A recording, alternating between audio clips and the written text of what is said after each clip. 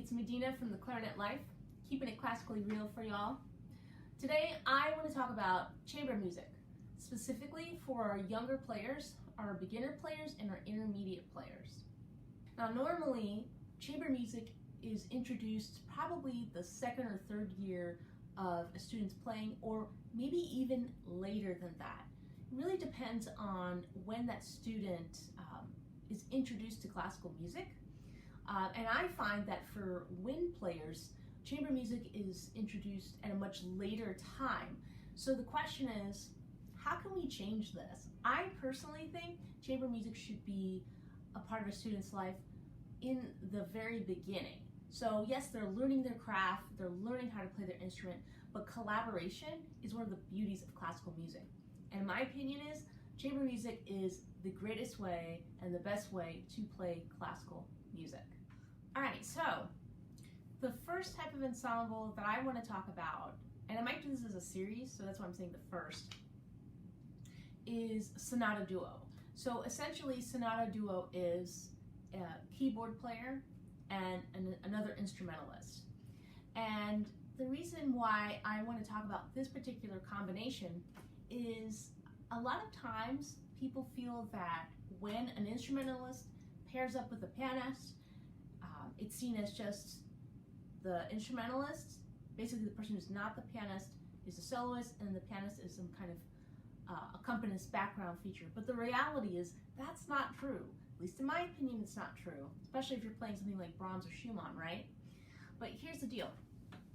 The piano has all these different sounds and colors, and it's unique to the clarinet. And so I think, instead of thinking about, well, what about duo clarinet playing or duo woodwind playing, I just want to talk about this first.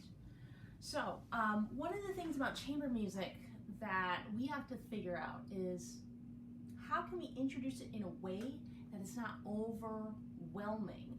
Because there are so many layers in chamber music. There's so many aspects and nuances in chamber music, and we don't want our students to be overwhelmed. So tip number one.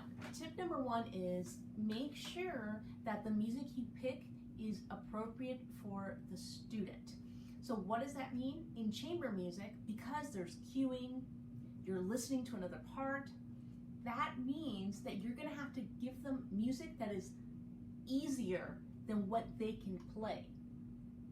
And the reason why I say that is, you don't want them to be so focused on their own part that they are unable to handle all the other stimulus, of the sounds of the pianist.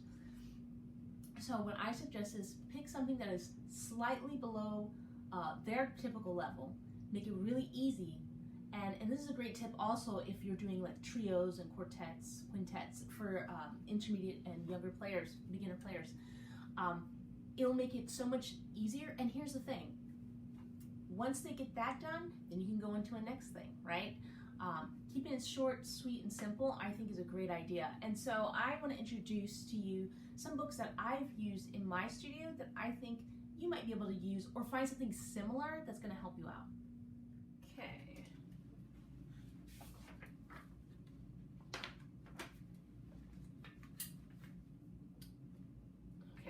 So the first couple books that I want to share are books that I use for my beginner players. So my beginner players, they're gonna know how to play quarter notes, half notes, whole notes, and eighth notes. So that's important, because if those divisions are in the music, you want them to be confident about playing those with their new collaborator. So the two books that I use are, let's start with this one here. This is called The Joy of Clarinet. It is, who's the publisher? Yorktown Music Press is the publisher, and they actually have, it's like a whole series for other instrumentalists. And I like this because in this music, we have a combination of well-known composers, and then we have some like folk songs, and maybe some familiar songs that they might have heard in their youth, at least in terms of if you're like an American, like I don't know if everyone's going to know what Pop Goes the Weasel is in another country, but, and that's another thing you have to consider is someone's culture is going to dictate what they know. So, you know, what you might think is, oh, I've heard this in my youth. They might not have heard it. So again, the main thing is to make sure that the music is at a level that they can play it, which means slightly under what they can do, which is great, because then they're not going to be so worried about their own part. They're going to be able to listen more. So this one, it starts off with a piece that has half notes and quarter notes, and that's great, you know. And here's the other thing you want to consider when it comes to picking music that's appropriate for them. The range of the clarinet matters. So if this is a beginning student, passing the break, i.e. going to B natural, all fingers down with the register key, that might not be possible for them. So it's so important that you just don't say, okay, the rhythm works great, but the range doesn't, right? So we need to make sure that they can play all the pitches. And what that means is somewhere in the middle, right? You know, their open G's, maybe to their low G, you know, thumb 1, 2, 3, 1, 2, 3, you know, all these fingers down. For some students, hitting these keys right here, these bottom keys, are kind of hard because their hands might not be big enough. They might not have the reach yet. And sometimes it's hard for them to get this area here too. So when you're starting with chamber music for clarinet, what I suggest, the piece that you pick, try to see if you can avoid, if possible, these notes that require all the hands down and with the pinkies, because that is going to be a stressor for them, right? So we want to make it stress-free. We want the focus to be on ensemble playing, not how to play the clarinet. Okay, so another book that I want to introduce to you guys it's by Faber Music. This publisher, I think, is very well known in the UK, and in the United States, Faber Music does a lot of the music for certain training programs. But this one here, and Paul Harris is usually the person that does a lot of the editing and the composing, I believe. So this is Going Solo Clarinet. It says, first performance pieces for B-flat clarinet with piano. So I don't totally agree with going solo. I think it's going duo, honestly. But anyway, enough of those logistics. Here, what I want to talk about is that, you know, I like this because the length of the piece, some of these, let me take a look. Yeah, most of these actually, until like the middle of the page, are literally 1, 2, 3, 4, 5 systems long. So like half a page, right? They're not, some of them even shorter than that. And what's nice about having short little pieces is that there might be a lot in it, but it's short and so it makes it manageable, right? Now, I do have to say that the first piece here, I talked about range, right? Well, the first piece here would be for a student that I think is a little bit more advanced. So if you have a beginner student that is going to be able to play their upper notes, some beginner students really take to the clarinet and are able to go past the break in a shorter time. This book, Going Solo for Clarinet, might be appropriate for them. The length of these works, half of them are not so long. I will say in terms of rhythm, we do have dotted notes, like dotted quarter, so that's something you're going to have to introduce. Time signatures. So here's another thing. Some students in their beginning years, they're not going to work on time signatures that are 6/8, you know, compound meter versus simple meter, right? The concept of the beat being triple with the compound meter versus the beat being duple in simple meter. That concept you might not have taught your student yet. And so my thoughts and it depends on how you teach and your approach. My thoughts are, I want to make sure that my student understands those theory concepts first. So if you're going to go along with a book like this, and maybe even The Joy of Clarinet might have something that's in 6/8, I would first take a look at the piece and really think about, okay, do I want to go into the nitty-gritty of time signatures when I'm first introducing chamber music to them? Personally, I don't want to do that. I don't think that's the best first step because, again, you're adding another layer to that. Can you? Yeah, sure, if they're ready for it, but that's the key. Are they ready for it? So this does have a 6/8. It has some dotted rhythms. I see a dotted eighth with a 16th. For some people, that's fine. Eighth notes with 2 16ths on there. Some students understand that. Other students, it might be a little bit harder. So just be prepared for that if you choose this book. I do think, though, in terms of easiness, the Joy of Clarinet book, this one is the best in terms of beginner student. This one is for your students who probably have like a year under their belt, pretty much. You know, they're going to have some more rhythmic competency to do this one. This next book I want to introduce, I would put in the beginner going intermediate level. This is called The Easy Concert Pieces. It's by, I think it's pronounced Shot Music, right here. I really like this this series. They have some others, I think it's with other instruments, but I like this because when I look at this music, I really love how legible it is. So if the student's able to read the music clearly, that's helpful. I would say that this is not total beginner, because it starts with, one of the pieces it starts with, the Mendelssohn piece, Song Without Words. It does have eighth notes. It's 3/4, and then there's some common time. It looks like with this particular one, just to let you guys know if you're interested in this, it looks like, well, we have one piece that has 6/8. Okay, so with this book right here, most of the meters are simple meter. There's like one movement that has compound meter, the 6/8, which is, it's like a movement within a piece, and that's fine. This does have dotted eighths with 16ths, and then the other thing is, another thing that you want to introduce to your students is time signatures. So here's the thing: if the time signature has a lot of flats and sharps in it, that's again going to dictate what notes they're going to play. So what's nice about playing music is it gives you entry points into new notes, rhythms, concepts, musical concepts. But you just got to make sure that they're able to have the right reach and things like that. So this work here, I would say, is nice, and it can work for, again, that student that's played for a year or so, 2 years. I would say definitely 2 years. There are 16th notes, though. I will say that. So for example, I'm looking at a piece that is quarter note equals 92, 16th notes. So that's the other thing, is how fast can your students play?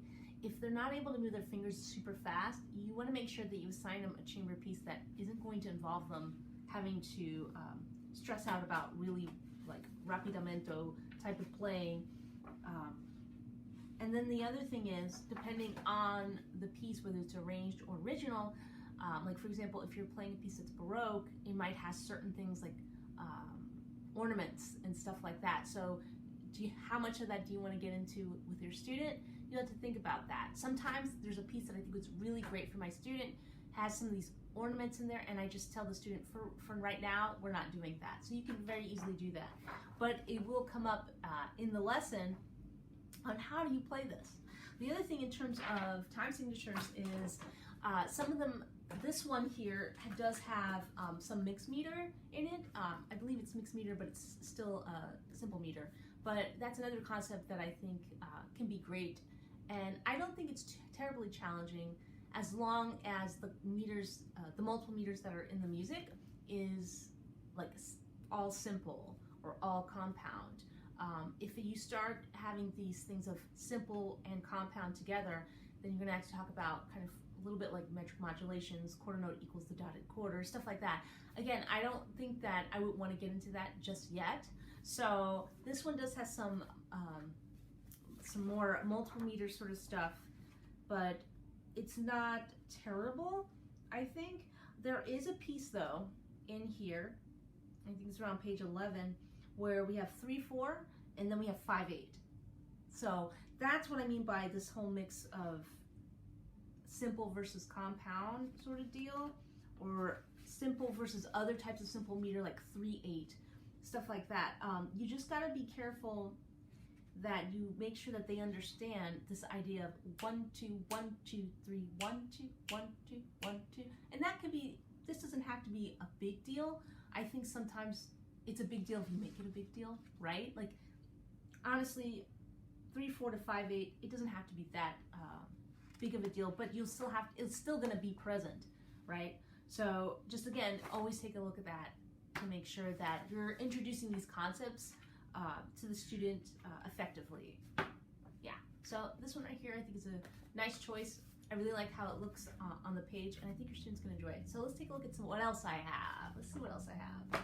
All right, so I talked about some of the books, but you know what? There's also like single sheet music. sheet music. There's also single sheet music that sometimes, like this one, let's go get into what this is. This is Mozart Divertimento in B flat from the trio number 6. Simeon Belizon, I believe is how you pronounce it. Infamous clarinetist, right? Composer, arranger. And what I love about this guy is that he's arranged so many things. It's awesome. And it's quite a resource, I think, for clarinetists. So with this, it's kind of cool to have like single sheet music, because it's like the big kids have it and now I have it, sort of deal. At least that's the way, that's the way I'm thinking. Maybe people don't think that. Maybe it's just me. I don't know. All right, so let's take a look at this. This would be a great piece for an intermediate / beginning student who can play past the break. So I have 8th notes here. Highest note in terms of range, I see a C above the staff. Okay, minuet and trio. So that's another thing, is like in chamber music, you know, you can introduce form, right? So again, these theoretical concepts that are really important. Yeah, there's some, yeah, it's not, I mean, it's not very long. It's 5 pages. They're gonna think it's really long. They're gonna think it's massive. Wait until they play a symphony, right? But I think this is great. And the fastest division, if you're interested in this this particular piece, the publisher is Warner Brothers Publication, and so far, let me take a look, make sure. Okay, so the fastest division is a 16th, but the 16th note is in the form of a pickup. So da da dee dun dee dun dun, that sort of deal. So it's 2/16 going into the downbeat. That's not so bad. Your student's going to be able to handle that. And it's, let's see, and it's slurred. Yeah. So this is a really good piece, I think. And plus, it's going to have that familiar feel of Mozart, that classical feel, you know, that we so much associate with classical music. And I think they would enjoy that. Let's take a look at this next one. So these two, I just want to share with you about this particular publisher. The publisher is Emerson Edition, and I think a UK, yeah, UK publisher. I have here, and these are like arrangements, which is fine. I love to have a mix of arrangements / original works. But this one here is Holst, Brook Green Suite. Russell Denwood is the arranger. And this particular piece, it's multi-movement. The Mozart's multi-movement also, by the way. I think that's what kind of is like big kid sort of deal, you know? In terms of range, I'm looking at this, the student needs to be able to play over the break. So this is a good intermediate / getting advanced, I think. I mean, in terms of division, we have 8th notes. Now, just because you see a piece and you're like, perfect, there's no 16th notes, my student can play that. Well, you should consider also the tempo, right? And the style of the music. If it's a bunch of 8th notes and it's fast, and like for example, or quarter notes, let's say, oh wow, it's just 3 quarter notes per bar, but its quarter note equals like 130, that might be, and then there's eighth notes later on down the road, that might be too fast, right? So, you know, especially some of these dance movements, jump, bump, bump, bump, right? So keep that in mind when you're picking a piece.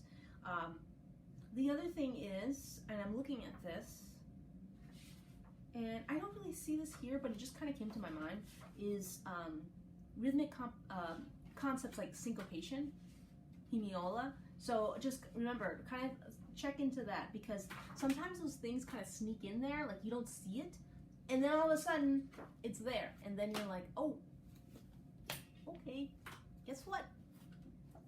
You're gonna learn this.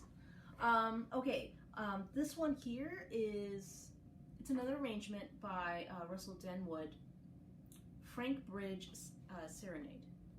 And yeah, this one, it's not very, it's not multi-movement. It is just 2 pages. It's not very long, but long enough where if a student's doing a recital, it feels like a big kind of step. Now there's trills and there's tremolo. It's fine. Dotted half equals 50. There are some ornaments, grace notes, 2/16. Yeah, I mean, it's not terribly hectic. Range-wise, though, the highest note I have is G on top of the staff. Key signature is 1 sharp. So they're gonna have to probably be, yeah, they're gonna have to be able to play B natural confidently. So they won't, ooh, that's my phone. Unknown. I don't want to talk to you. I'm busy. Okay, so let us continue. So I want to talk about some of these, what I call big books, these collection books that I think are really cool, because to have this in your music library for your students, I think is kind of important. As a matter of fact, I think it's kind of essential. And the reason why is there's a lot of music out there, folks. Lots of music out there. And you know what? We can't have every single piece of music in our libraries. And the reason why is we don't have enough space. I live in New York City. I don't have enough space. So anyway, I'm going to introduce 3 to you. These 3 kind of have a mix of intermediate to advanced. So let's get into it. So the first one I want to share with you is clarinet solos. It's like the Woodstock of clarinet, right? Anybody know Woodstock? I wasn't born then, but you know Woodstock, right? Well, the bird. All right. Anyway, AMSCO Publications. Hal Leonard is the distributor, I believe. And so, okay, so this one here has some younger songs. There's Pop Goes the Weasel. You have Silent Night. It's probably not a terribly long song, right? Jingle Bells. So it does have those sorts of songs there. So that's going to obviously be your more younger person song. But, oh, and I do want to say this. If you buy music, please, first of all, please buy your music. That's number 1, right? Number 2, when you buy music that has the part and the collaborative part, the accompaniment part, they call it accompaniment part, so clarinet part and piano part, make sure you are getting both. Sometimes people want to buy from Amazon or by eBay, and you know what? That's your prerogative. But sometimes what happens is you will get a book. Wow, great. And then you'll see this and you'll be like, what? So it's not transposed, obviously, right? Clarinet, B flat clarinet. This is the piano part. So make sure that there's 2 parts to it. I just have to say that because I think I think it was last year, maybe it was 2 years ago, a student purchased a book, and then what happened was they only got the piano part. I didn't get the clarinet part. Whoops. Right, so we don't want that. So side note, and here's the thing, sometimes you might have to make an arrangement, just a thought, where you purchase the material and that student has to purchase it from you, and then you know you're getting the right stuff, right? Or the student borrows from your library. Yeah. Okay, so I'm looking at this here, and one of the things that I'm noticing is we have a mix of well-known composers like Schubert and Bizet and Tchaikovsky. And then we have just, there are some composers I've never heard of. Like, for example, I've heard of Brahms, Hungarian Dance. Cool. Okay. Dvorak, Humoresque. All right. There's Flight of the Bumblebee for your ambitious student who is learning chromatic scale. So yeah, you know, this is definitely for the intermediate student for sure. Yep, there's 16th notes. We have simple and compound meters. We have 3/8, that's a simple meter. Let's see. I don't see any 5/8. And that last one had, and that easy concert piece had a 5/8. And that's the other thing, is teaching students simple versus compound. 5/8 is not compound. Why? Because the beat is divisible by 2, right? But when sometimes people see an 8, like 3/8, they're like, oh no! But you have to teach them, look, it's based on the division of the beat, and so you're going to be able to introduce those concepts if they come their way to the music. Yeah. So this is the I call it the Woodstock collection. Another one. I'm going to tell this one out. This is by Schirmer. Now this I used in my high school days, and they used this for solo and ensemble, like I think they call it all district, all state. So the Green Book. This is selected and edited by Arthur Christman. Okay, I think the one with this one right here, see right here, that I just showed you. I think it's like, it doesn't really stay in the front. Maybe it's like multiple people. Okay, so let me take a look at this. Let me take out the part. Yeah, there we go. So here it is right here. Schirmer's solo series. And they have this for like all instruments. So if you're a band director and you're like, oh, okay, I want to have this series. Yeah, they have all the winds and strings. All right, let's take a look here.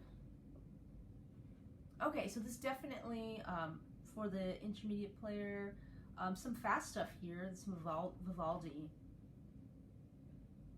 I'm looking at this piece here. I remember playing that for all district. Yeah, so again, it in terms of it being legible, it's pretty good. I will say it does have some more standards. So I would push this towards this particular book towards my student that I wouldn't say is more serious about the clarinet, but maybe is like kind of delving into some more standard repertoire. We have here the Larghetto from the Mozart quintet, the Commercial 581. We have that there. We have even the Adagio. Now, I have certain feelings about this, especially the Mozart, because we know it's an A clarinet. And so the clarinet player, your student, is not going to have to, they are not going to have to transpose, meaning that the fingerings are going to be all different. The fingerings are going to be the same. Yeah, it's going to be the same. It's the pianist that has to do all the other stuff. Good for them, not for the pianist. But like, I don't know, I have some mixed feelings about that. I don't know if I want my students playing Mozart on the wrong clarinet. I don't know. If they really want to play it, fine. It's gonna drive me crazy, you know, with the pitch, but that's fine, whatever. I will say that this particular series, oh, we have some Behrman, the Adagio. Let's see. Yes, we have a mix of Baroque. We have a mix of, yeah. Okay, so what I'm seeing here is they are using more standard repertoire, like Spohr, Stamitz, Weber, but they're like these concerti, but they're using like the second movement, usually the slower movement, right? So yeah, so this is a great book, I think, for your student who's kind of really interested in the masterworks or getting into that, you know, maybe. Here's the last one I want to talk about. This one I think almost everybody has, maybe. I don't know. I've seen this. You go to like your big box stores, music stores, they're gonna probably have this one. This is everybody's favorite, Series 43. Selected Clarinet Solos, right here. Now, in my opinion, I'm gonna put this down. Don't want any accidents. My clarinet's there. This book is kind of similar to this one right here.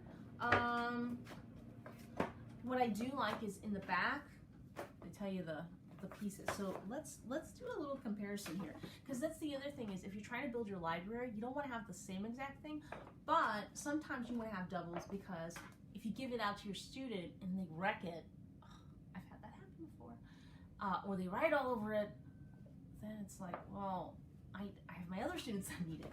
So let me do a quick comparison really quickly. So we have, I do think we have some doubles here. Of course, now I can't find it, right? Caro Mio Ben. I thought I saw that in here. Well, maybe I didn't. Maybe I'm imagining it. I could be imagining it. My eyes are not fast enough. I mean, there could be some doubles with this also. But you know what? To be honest, I don't see it really that much, which is probably why I have both of these. But I will say this. Looks like this got, it's a little crinkled, got spilled with some water. Don't know who did it. Maybe it was a student, maybe it was me. A lot of these particular pieces, which is different from this is using like works for clarinet and arranged works. This one right here is using a lot of arrangements of like overtures and symphonies or songs. A lot of them do that. That's about it. This is definitely for your intermediate student going advanced student. But yeah, well, there's Song Without Words. Everybody loves Song Without Words. Wait, I'm curious now, is it? I'm gonna be the detective. Is this Song Without Words in the same key? I am curious. Of course, now I can't find it. Oh, this one piece is like 4 pages. I'm sure my student's gonna like that. I can't find it. I know I saw it. Oh, you know what? Here's the thing. Maybe I should just look in the thing here. Page 165. 165. Yeah, if it almost fails, look at the table of contents. 1 flat. Let's see. Song Without Words is in this one too. So I want to know if it's in the same key or if it's the same exact thing. What? Song Without Words should be Mendelssohn. I am not seeing that. Okay, let me use the title of the song then.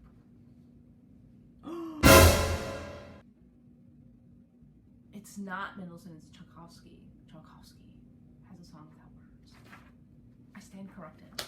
Okay, so there are multiple Song Without Words. Who did it first? I think it was Mendelssohn, but whatever. Anyway, so that is that. All right, everybody, thank you so much for tuning in. Hit the like button if you liked the video, if you found it helpful, subscribe to the channel, and I hope you continue to play on and your students continue to play on. If you have any questions, hit me up. If you have some books that you really like and you think you'd help others in the community, by all means, share it. And thank you so much. Have a wonderful day, and I'll see you next time. Thanks, everybody.